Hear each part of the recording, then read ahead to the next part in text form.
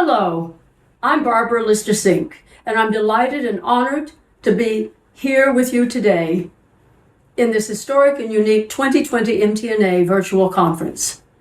Little did we know, many months ago when we were all planning to go to Chicago, that we would be experiencing a global pandemic.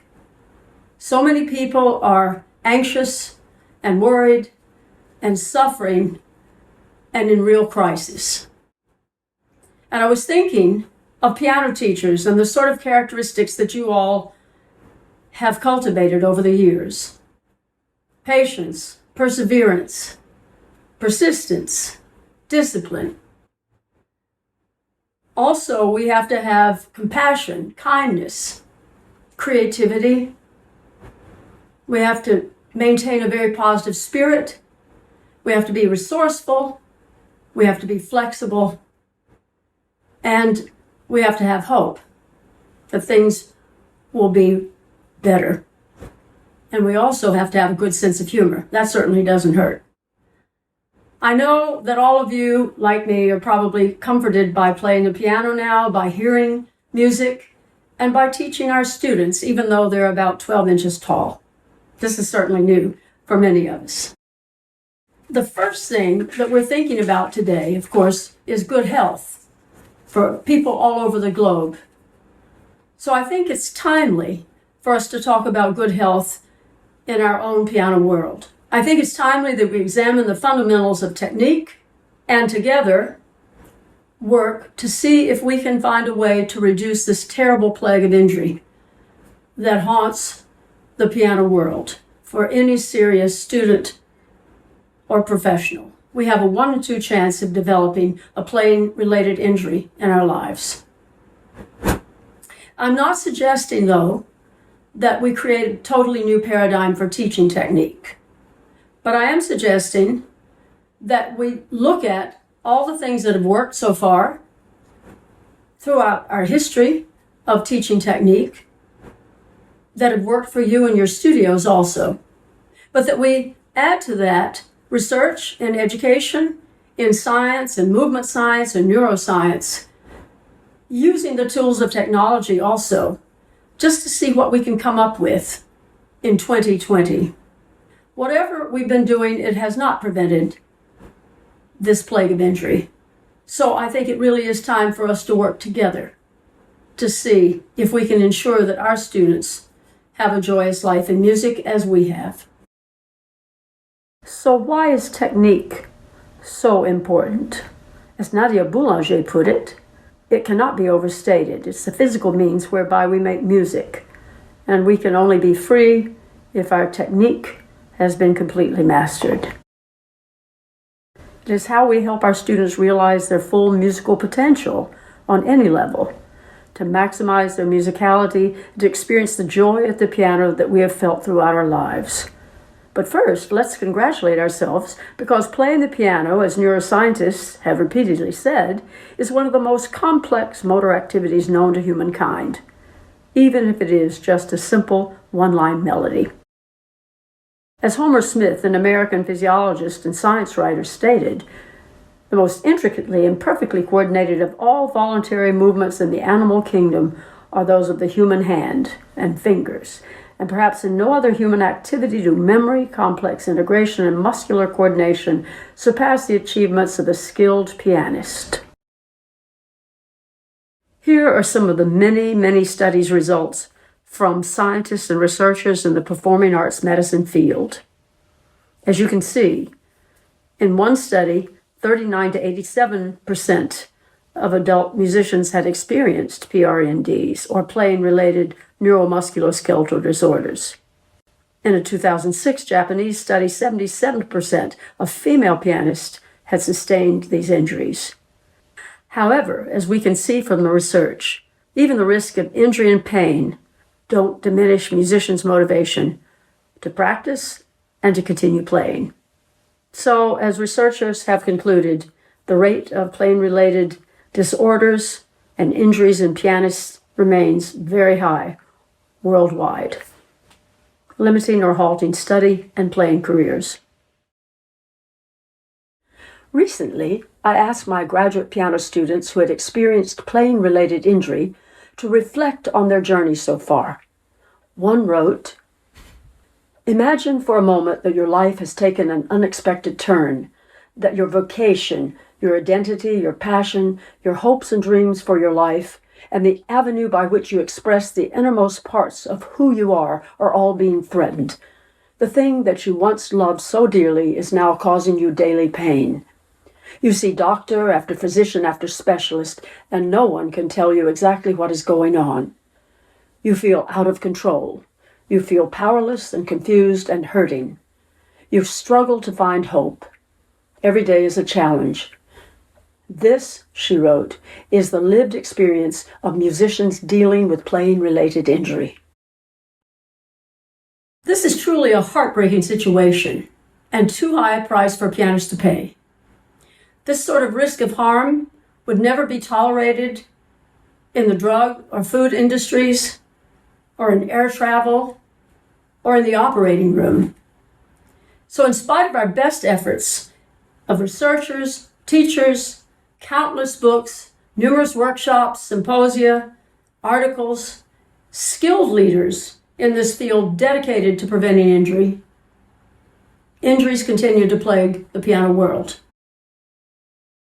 I think it's time for a more collective and interdisciplinary approach.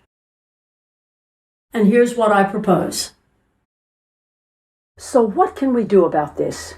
I truly believe it is time for a collective, interdisciplinary effort. I suggest we update our traditional definition of technique and examine an alternative paradigm for teaching technique.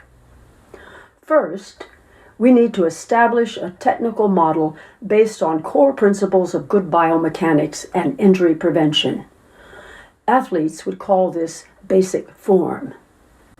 Next, we need to create effective means and ways of teaching these principles. And finally, we need to design new curricula and programs for conveying this information to piano students and teachers. In 2016, in a TEDx talk, I proposed an interdisciplinary approach to establishing both the form of technique as well as the pedagogical means of teaching it. This Venn diagram included some of those relevant disciplines. Especially important would be to consult with people who teach complex motor skills through core principles of good biomechanics. This would be athletic coaches and especially coaches of so-called artist athletes. After all, pianists are athletes as well as artists. We use our bodies and complex motor skills to create art. Just like skaters or dancers. In fact, it should be possible to evaluate good body use or form at the piano based on core biomechanical principles. If we did this, as in other athletic arts, this young pianist would receive marks for both technique and musicality. So, I also propose we create a universal definition of piano technique. The definition of technique would not be what we play, our scales, our exercises, or etudes. It would be how we play what we play, how we use our entire body, directed by our brain, to play the piano. The great teacher and performer Reginald Garrick dedicated much of his career to understanding the principles of well-coordinated injury preventive technique throughout pianistic history. You may know of his encyclopedic book, Famous Pianists and Their Technique. It is a great and unsurpassed gift to the piano world. He called the technique he searched for and so hoped would take hold in the piano world enlightened technique.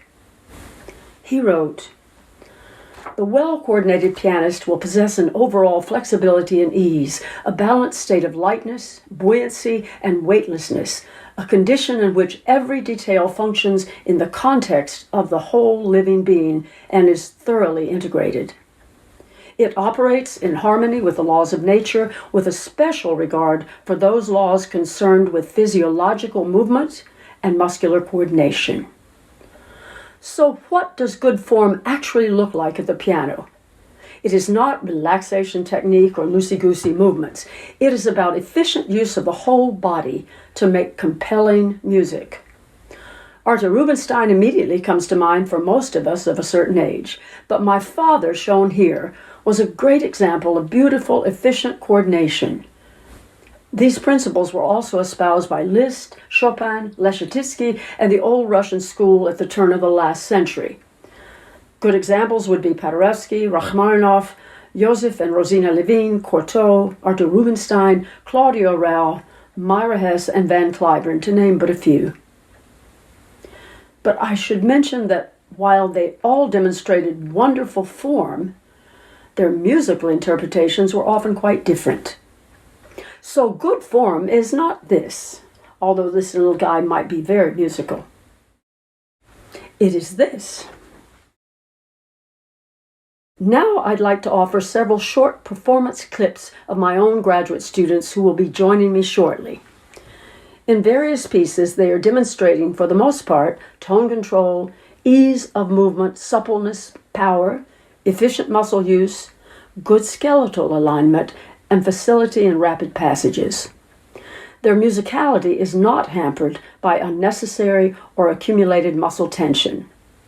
They are also much more available to listen and monitor what is coming out of the piano. But they all know that their technique must always be in service to the music.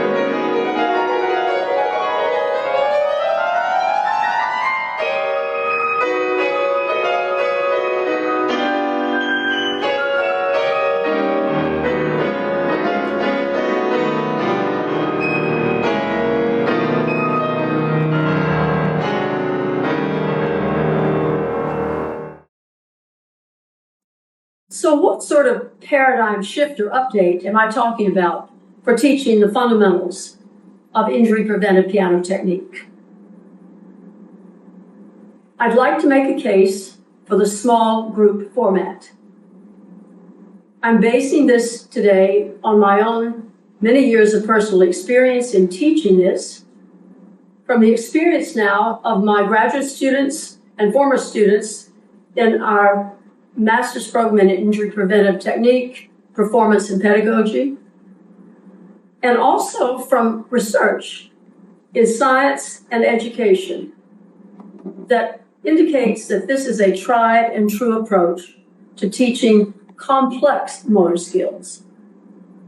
So let's look back at history to a way of teaching that actually had a renewal in the 1970s.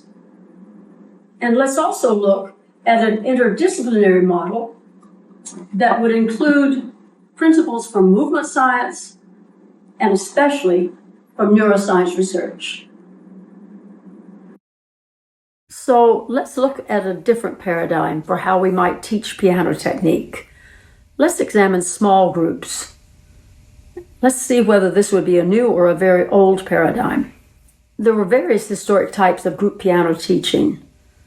The common approach in Europe was to teach the primary instrument in groups, as reported by Kahn, 2003. Then there was also the master teacher and apprentice approach. Class conservatory method meant that individual students were taught in front of their peers. And that was done in 19th century American colleges. Liszt loved group lessons. He maintained that the teacher didn't have to repeat him or herself, and that musical and technical suggestions were heard by everyone, and all students got to know the music. The students would gain more confidence and lose their nervousness if they played for each other as critical listeners. Ironically, though, he did not teach technique in these classes. Here are current types of group piano teaching: studio classes, master classes, class piano, which is the most common and prevalent, and group classes, teaching regular lessons to children or adults in the private studio, but in groups on digital pianos.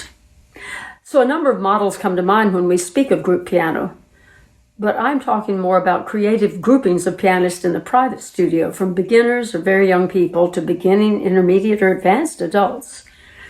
While I had been teaching fundamental technique through annual intensive technique training workshops with 6 to 12 pianists, I stumbled upon the post-secondary college group teaching by accident, thanks to these wonderful students here.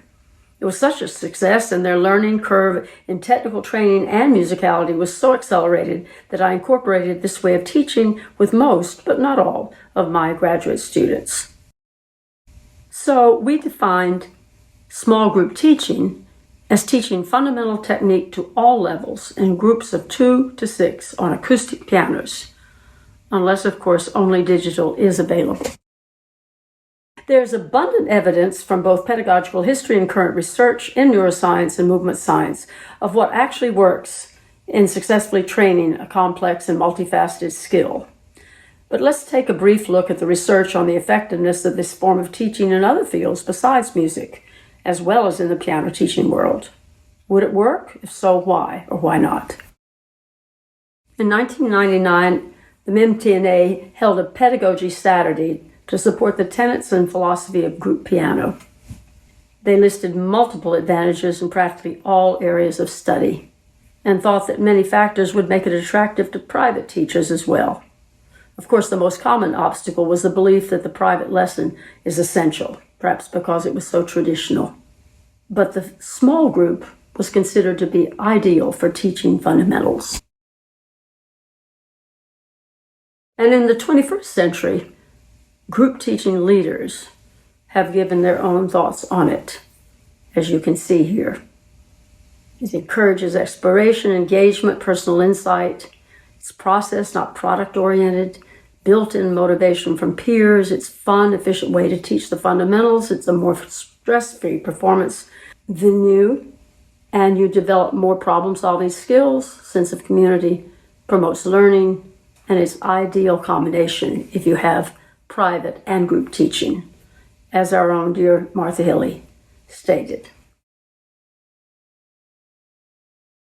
Neuroscientific research has been especially revealing for those of us who teach. It has revealed the neuronal system that supports learning by observation. If we look at the action of another, it facilitates the execution of that action. And even imagining a movement activates the same neuronal areas as executing the movement. So the neuropedagogical implications for these mirror neurons and mental imagery are vast. It means that our mirroring system is a powerful, effective tool in teaching. It means we should be modeling for our young students. We should be allowing the student to imitate us, except that we really have to ensure that our model is accurate and inspiring. My own case study for this presentation involves 3 female graduate students who retrained their technique in a step-by-step way through the ListerSync method. They came up with the idea of the group lesson. The results were a revelation to me. It was and continues to be a thrilling experience as we explore together higher and higher levels of technique and music making. In the following short videos, they will describe in their own words their personal perceptions of small group lessons as they were relearning the fundamentals of technique. After that, you will also see examples of them teaching their own private students in small groups. Hello, my name is Scarlett Kerr. And I'm Annie Wong. I'm Nikki Luskina. And we are students of Dr. Barbara ListerSync at Salem College, where we are in the Master's of Music program with an emphasis in injury preventive keyboard technique. Ekin and Annie both underwent the initial training that they call the Intensive Training Workshop that Dr. ListerSync hosts at Salem College every summer. That is a 6-day program in which she does her initial sequencing of her method and her technical model. I wasn't able to attend the intensive training workshop, but my professor at my undergraduate institution went through that same process with me and a few other students. So I had the same kind of experience that Ekin and Annie had when it came to a group retraining process, when it came to learning this new biomechanical model. When we came, the 3 of us, when we came to Salem College in the fall of 2018, we were strongly encouraged by Dr. ListerSync to watch each other's lessons and watch each other do our own personal retraining and our own process, because neuroscience tells us if you were to watch someone also learn the same skill that you are learning, you are also learning at the same time. It's just you may not be on the bench physically doing it, but your brain is still taking in information. So we really wanted to fast track our training, and so we decided to watch each other's lessons every Tuesday afternoon, and it was a 3-hour lesson essentially, with each of us having our 50-minute lesson. And by the time we got to the end, we all learned 3 times as much as we would have if we had learned the lesson by ourselves with no one else in the room. So it is a whole new experience for me because before Salem, I have never had a group lesson that we called one on the bench and 2 the other students will be observing while the lesson is going on. My regular lesson before Salem will be me on the bench and the professor. Sometimes they will be observer coming in, but we never get together after the lesson or discuss anything that happened in the lesson to help out the practice sections. So for here, we actually learn from each other a lot because for the first semester and even the second semester at the fundamental of the training, we learned the basic model, the biomechanic models, very, very strict and very accurate together.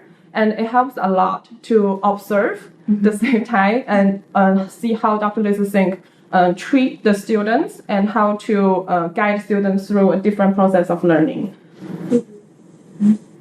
So my experience with group setting is very different. I've participated in many master classes before, and when we talk about group lessons, that might be the model that comes to mind. Though it is somewhat similar, it's not exactly the same because there's more of an understanding of the situation rather than just observing as an outsider. Mm-hmm.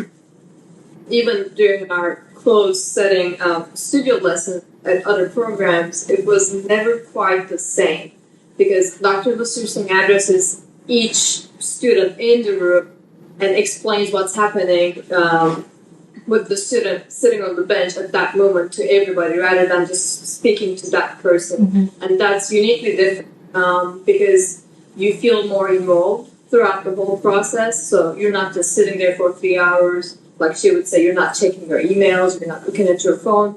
You're constantly focused. You're taking notes and you're asking questions, you're allowed to actually participate more than you would in a masterclass setting.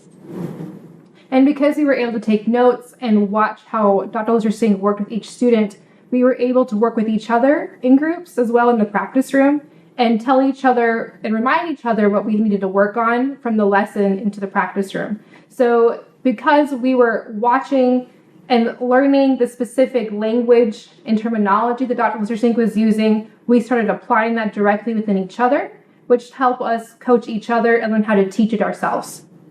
And it was an amazing process to see how fast we learned and how fast we were able to understand the process and understand really deeply the language of what we were doing. And so I think I learned so much in that process, more so than I would have if I were on my own, kind of figuring it out on my own.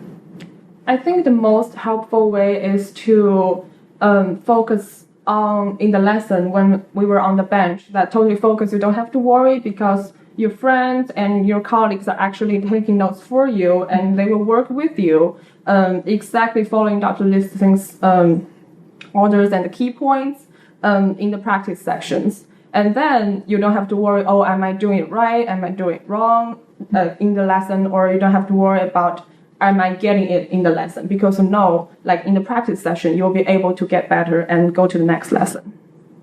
Yeah, and it's also, we also record our lessons, so that's also different lessons. That's a whole different topic, but the perspective of a person while sitting on the bench is dramatically different from a person who's observing.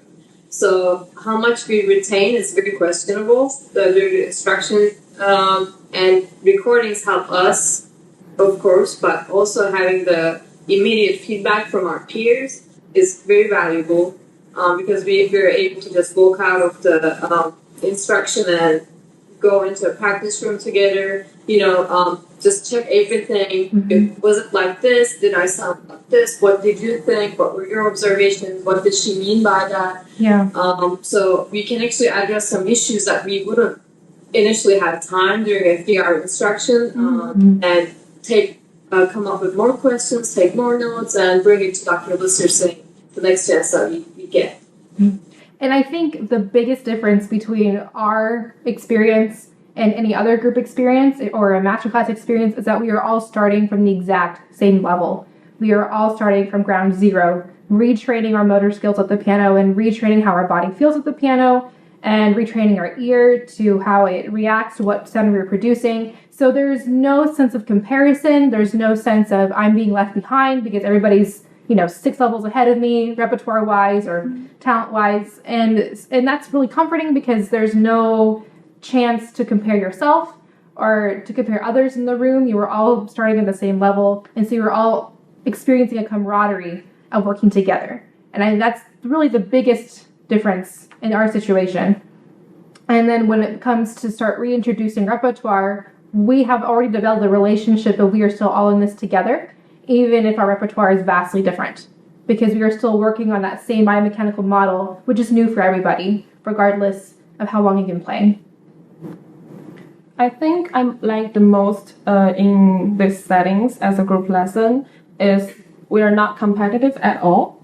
And we know like for each other, we are helping each other out in also physically, mentally, and it's very supportive that we know like people won't judge. Like we won't judge our friend for playing something that we think is not good enough or make them feel bad verbally during the practice sections. Like, oh, you need to get better. We don't do that actually in the practice section. We will give a very professional suggestions and we talk the exact language Dr. Lister Singh used to make sure to make sure what we're saying is accurate, so it won't lead students to each other to a really weird place, end up with a disaster lesson. Yep. So I think we need to clarify a little bit things here. Like we don't know each other at the beginning of the stage, right? So a lot of people may think, oh, you're like all friends, so it's okay for you to to have a group lessons, yes, it is much easier if you know each other. But if we're talking about the mindset to Right. go into the group lessons and we don't know each other, what yeah, do we you were think? complete strangers. Yeah, so the only common points, we are pianists. Yeah, we were pianists. We all had like one mutual friend, which was Annie's sister, Wendy. Yeah, We all knew her, but we did not know each other. yeah, and she didn't introduce us. We met the first day of the school. Right. Yeah, so what you two think is the most important mindset for the beginning to start the group lessons together and group practicing? I think we have to take into account of people who are involved and their characteristics. We were very lucky that none of us really cared much about, how we look in front of other people. I mean, of course, everybody does to a certain point. Right. But we're able to, park it outside, like Dr. Listerson would say. And it's very important that the instructor, the teacher, is creating that environment too. Dr. Listerson is very consistent with her instructions. She uses the same language and she gives the same amount of focus and energy to each student. So nobody feels left out. Nobody feels like they're missing anything. And when you're sitting on the bench, you're gonna get the same treatment, same brutal honesty, and that comes with Dr. Listerson.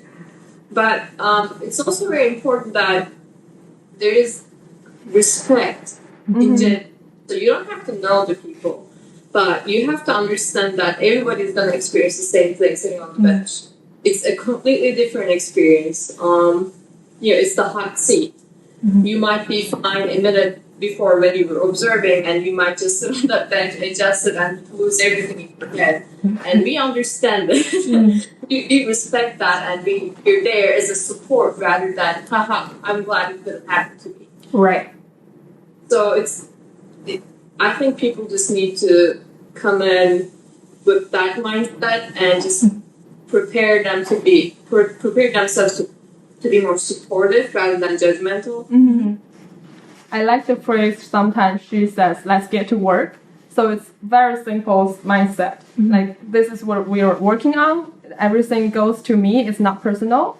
And including my colleagues, if they give comments, critique, it's not about me, myself. It's about what my work is. And I like how straightforward sometimes we are. Like, no, this is not okay, but you can do this and you'll get better.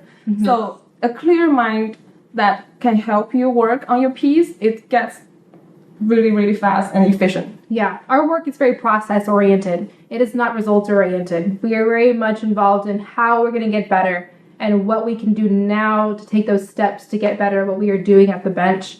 And so as long as the whole group is in that mindset of process, it's all about the process as opposed to the results, then it's very healthy. A lot of camaraderie is built amongst the students, and we become closer in that process. Even though we came to this complete strangers, not knowing what to expect, had different backgrounds musically and technically, and we would just sit each other's lessons. And once that initial ice is broken, because of course it's going to be awkward for anybody trying to be vulnerable in front of new people. Once you kind of break that ice and you kind of get used to it, it gets better as you go on, and it just becomes such a rich experience. Yeah. And I think there's another very important thought is we are not coaching each other in the practice sections. We learn from Dr. Listerson how to teach this method with the retraining students, but we use the word helping out. So it's not coaching, I'm teaching you, because I will think I will never be able to coach my colleagues, but I would like to help her out. Right. That's our very important mindset for the group practicing. It also heavily related to what we learn in the lesson as an observer. So what do you two think? I have many questions. So what do you think is most important thing or the most important key point as an observer in the group lessons? That this is for you too. That's what I have to remember. Is like what she's going through, she's probably did the exact same thing to me. And so it's better for me to pay attention now and get as much as I can so that when I get to the bench, maybe she'll probably say the exact same thing, but I know that it's for everybody. We're not above each other. We're kind of all at the same place. Right. So she will actually teach person on the bench, but also addressing other observers in the lesson to let them know if that's directly applied to the repertoire of the observers. Yes. And besides that, we also watch Dr. Lister Sink to learn how to teach in general. So she is a very logical but also very caring person. I learned a lot from her about how to balance that out, especially in a group setting. In our lessons, everything is laid out very clearly, and I see Dr. Lister Sink having very clear boundaries with each student, but still being very caring. Everybody has hard times. We have bad days. She carefully asks about it. She takes our emotional state into consideration without overstepping any boundaries. We still work. We never just, stop doing anything. But it's a very delicate line, and it's beyond everything that we learned from her, like how to address the group, how to teach this model, how to teach musically. I think it's very important that those boundaries create a safe environment for each student. So in terms of learning a complex motor skill in a group setting, we found it very beneficial for ourselves personally to watch each other and to work with each other. Because the more we watch, the more we engage. And the more we engage, the exponentially faster we learned this biomechanical model. And so we were in a group setting for 2 semesters, really focusing on the kinesthetic awareness of our bodies and our skeletal alignment and how to play physically. And then when we started entering repertoire for our recitals, we wanted to continue this dynamic of a group lesson. So when the next year started, we continued group lessons. And not only were we able to learn a technical model in a group, we're also learning musical concepts. And so we thought that, and so far it has gone great for all of us. We've learned so much more than we could have ever expected by ourselves, as opposed to a group. Thank you so much, Dr. Lister Sink, for being willing to work with us as a group and for letting us be your guinea pigs and having this work. This has influenced our own playing, but also our teaching. This has changed the way I play. This has changed the way I think about teaching and has made me a stronger musician. And we're not very lonely in the practice room anymore. We're never lonely in the practice room anymore. We are not the lone pianists. So once I had the experience of learning the biomechanical model, the Lister Sink method, with my peers, I wanted to implement that same technical training with my own students. I hadn't been that serious or that dedicated to teaching technique to my young beginning students. And when I was in that place for me to be more active in teaching technique, I didn't have the means or a sufficient way to teach it. So once I was trained in the Lister Sink method, I finally felt prepared to start teaching this to my piano students. And the beauty of being a graduate student is that I have the ability to control how many students I have while I'm in school. And so while I may not have a full studio at this moment in school, I have a few students that I'm able to really experiment with in a good way and do this training with them. And so far, it has been absolutely wonderful. It's not perfect when you are trying to learn something new or try something different with students in a way that they're not used to. So there is a learning curve for both you and the student when they are taken away from the piano for a little bit to relearn some kinesthetic awareness of their bodies and to learn what muscles they're using at the piano and to learn the biomechanical model of playing of the Lister Sink method. And once you get over those kinks and trying to understand how it works, you really start getting to the flow of things. The beauty of teaching in groups is that kids are able to interact with each other in a way that they usually wouldn't be able to in one-on-one lessons. Now that does mean that you have to have a better handle of classroom management a little bit because we can all get distracted and children get distracted by each other. But if you keep a good attitude and you just kind of go with the flow, it turns out that they learn more than what you think when you're in the lesson with them. So they will learn the concept together, and if they're with me one-on-one later on, because the other student couldn't come at the same time, they still have retained a little bit of what they learned the previous week, and then we're able to further solidify that as they go on. And I have also had just reshaped the way I teach piano in general, and my lesson plans are a lot different than what they used to be. And so with my young students, half of our lesson is spent on technical foundations, and so a lot of that is away from the piano, understanding the muscle groups that we use to play the piano, internally being aware of them, aligning ourselves at the piano, and really practicing the motor skills of depressing a key and producing sound. And that takes a lot of time and has to be separate from other means of a piano lesson so that they can really focus on how they're playing the piano and not what they're playing at the piano. And then the second half of my lessons are oral training and singing and movement so they can still learn musical concepts even if it's not through the instrument.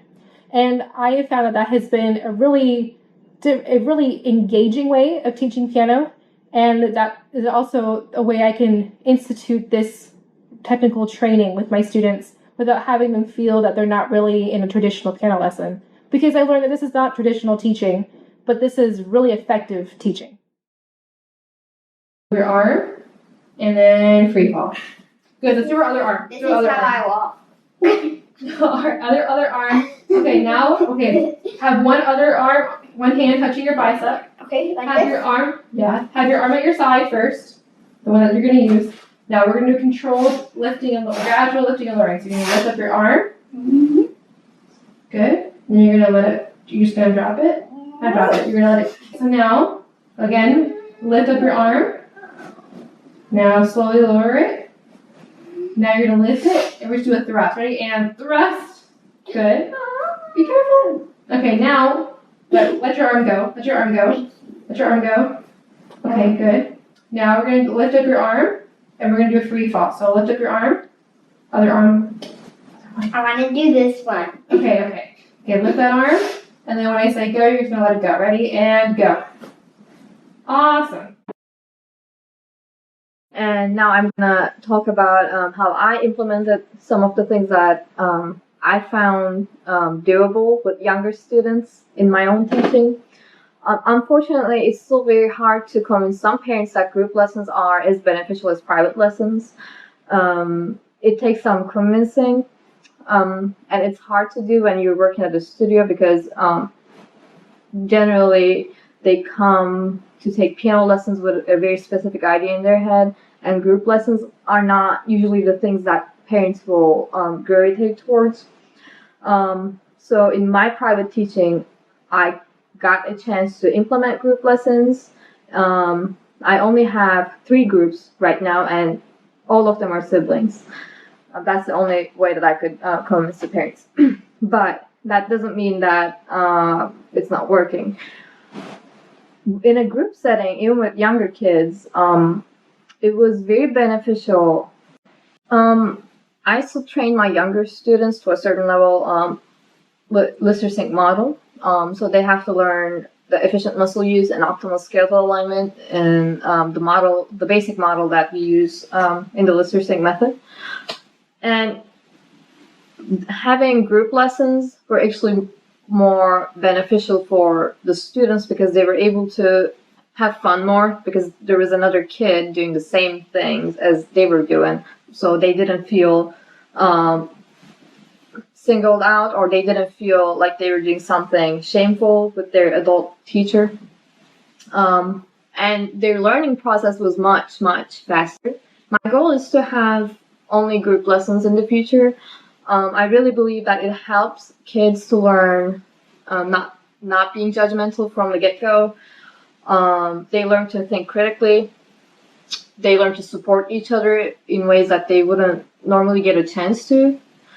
And they are being exposed to twice as much or even more music coming out of another kid's head, because not every one of them thinks the same way. They don't create the same things. When they improvise, it's very, very different. So they get to see that and learn from that, which is an invaluable experience in my opinion. In groups as an example, I've been watching all morning. I've been watching video footage from when Celeste and I did a 2-day miniature workshop with 10 students, ages I think it was 6 to 12, And I remember going into that kind of pretty scared, like, I don't know how this is going to go, you know. But I've been watching the footage, and it went pretty well. And I think that's the easiest way to do it. And that's why I'm kind of bummed about the coronavirus, because I had another workshop planned for a bunch of students, you know. But I think that's the easy, you know, anatomies, and they have different perspectives, backgrounds that they're coming from. And so they're actually able to learn a lot from watching each other. You know, one student might be able to do the free fall no problem, but then they watch another student kind of struggle with that, and that gives them perspective on the challenges and the requirements of learning the technique. And they just had a lot of fun. So it was a good time. And Celeste and I kind of got into the flow of it, and it kind of worked itself out. Yeah. So I think that's the easiest thing about teaching it. Ultimately, it's kind of nerve-wracking at first, but it works. Everybody, okay. Allison, can you, Aurora, sorry. Can you hold up a certain number of fingers behind your head? So yeah, behind your head. Now put your hand up above your head so we can all see. Okay. Everybody see how many fingers she's holding up? Yeah. Right. Okay, now go ahead and put your hand down. Okay. Do you know how many fingers you were holding up? 2. How do you know? I thought about holding 2 fingers. Right. Could you see your fingers? No. Could you smell your fingers? No. Could you taste your fingers? Could you hear your fingers? Did you feel your fingers like that? I felt my fingers on the back of my head. Oh, you did? Before you put them up here? Yeah. Okay. So you were kind of using your sense of touch from your head to feel your fingers a little bit? Also knew. So if you were in a totally, completely dark room, big empty room, you could still do your dance routine pretty well, right? Without watching yourself or anything. Because you can sense what your body's doing. Everybody close your eyes for a second. Close your eyes. Okay. Now everybody raise your hand like you're gonna answer your question. Okay. You notice how that feels?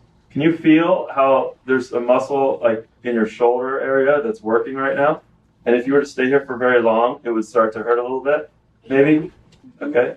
Can you clench your fist, make a tight fist? You feel all those muscles working? You feel that? So you can actually feel what your muscles are doing, right? Okay, now you can relax. And you can feel what it's like to have a nice relaxed arm, right? It feels different. So that's called the kinesthetic sense, is our ability to sense what the muscles are actually doing, the feeling of the muscles. Okay. When we were walking around, somebody said the quads were working really hard. They could feel their quads working. That's the kinesthetic sense. You can feel that, right? Can't see it or taste it or any of that. You feel it. And that's the sense that we're really, really interested in today for learning the piano. It's a really important one. So first, let's learn how to say that big word. Good. And yeah, like tennis. No, not really like that. Kinesthetic. Kinesthetic. What? You got something in your mouth? Yes? Allison. I was just gonna say when we do gymnastics, we're sometimes getting to do something, we have to close our eyes, so because we should be able to remember it from all the past times that we've done it. So, just the way it feels, right? Yeah, just the way That's it it. feels. That's so it. I can do my all my 4 full routine with my eyes closed. Wow, because she has a really, really good kinesthetic sense. Right. Painters have good visual sense. When it comes to technical instruction, group work has proven absolutely invaluable to student growth at EHS. It's important to note that the fundamental mechanism of playing a keyboard instrument really remains the same across all levels of training and ability, both for beginners and experienced pianists. That is why this works in a group format. Our group work with technical training is concentrated primarily at the beginning of the semester and consists of activities targeted to develop kinesthetic awareness and fine motor control at the piano. Students who have completed the group work in past semesters report that multiple semesters of this work help them to further refine their technique. The primary advantages of our group work include efficient use of time and maximized amount of instruction, a positive camaraderie between students, the ability to learn through the work of their peers, and much more. So which shall it be? What format might be the most effective for teaching the fundamentals of technique? Should we stay with the old paradigm of one-on-one private lessons, or should we create a new paradigm of the small group lessons? Perhaps, though, it is not either or, but rather both and. The one-on-one lesson will always serve many specific purposes. But, as we've seen historically, through research, and in the present case studies of my students and their students, the small group paradigm can be an extremely effective and efficient way of teaching fundamental technique. It also works beautifully, I might add, in teaching repertory. Just ask Franz Liszt. And besides, it can really be a lot of fun. So what can we conclude from this presentation? And by the way, I want to thank my wonderful students for all of their tremendous help in this. We need to realize first that we can and should establish a biomechanical model for teaching injury preventive technique. And this will have to be done through a collective effort of the music industry and also with the help of other disciplines. And second, we need to come up with effective ways and means and methods for teaching this biomechanical model of injury prevention. Rome would be the biomechanical model, good body use at the piano. But there are a number of roads to Rome, as we all know. But research and experience show us, as we tried to point out in this presentation, that for most people, the small group format works best for teaching the fundamentals of a complex motor skill.